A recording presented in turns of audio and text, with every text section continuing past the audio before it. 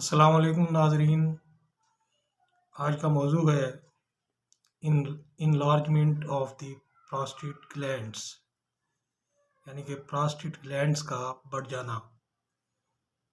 اس مرض میں prostate gland اپنے نارمل سائز سے بڑھ جاتا ہے۔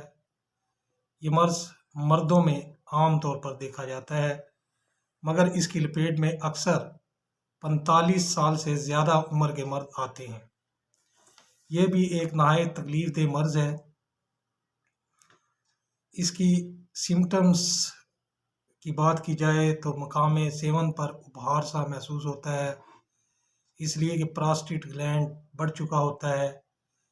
پیشاب کی بار بار حاجت ہوتی ہے، مگر پیشاب کا اخراج صحیح طور پر نہیں ہوتا، یعنی رک رک کر آتا ہے اور کبھی کبھار قطروں کی صورت میں اور تکلیف سے آتا ہے۔ مرض کی شدت میں شدید درد بھی ہونے لگتا ہے۔ اس کے اسباب میں پراسٹیٹ گلینڈ کا ورم اس مرض کا اہم سبب ہے، اور بڑھاپے کی وجہ سے بھی یہ مرض حملہ آور ہو سکتا ہے۔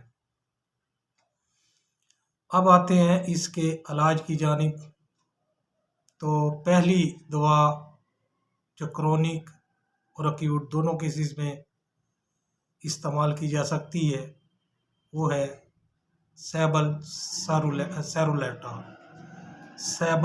سیرولیٹا کیو۔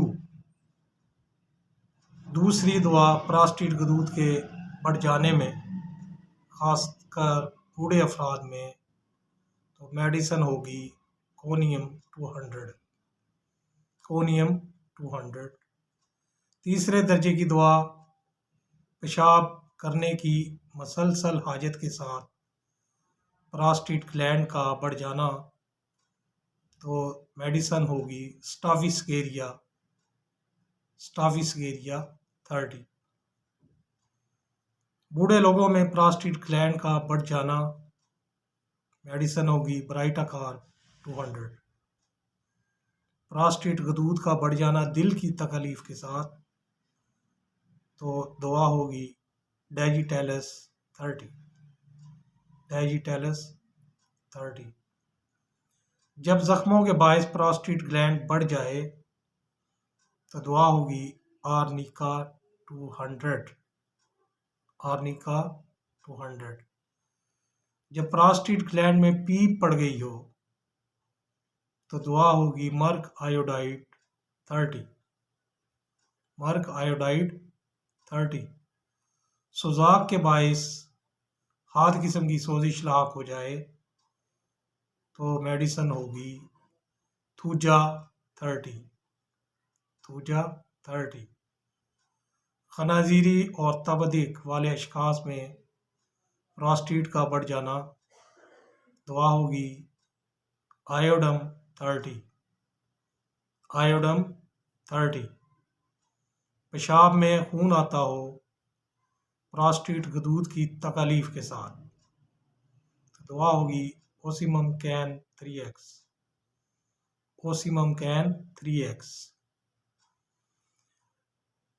ہائپرٹرافی جس کے ساتھ پراسٹیٹ والا اخراج ہو،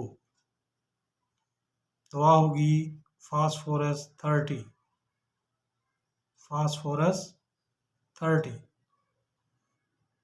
مزمن طور پر پراسٹیٹ غدود کے بڑھ جانے کے لیے سولیڈیگو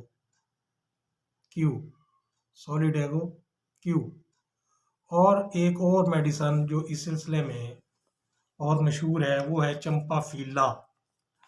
چمپافیلا کیو بھی بوقت ضرورت استعمال کی جا سکتی ہے۔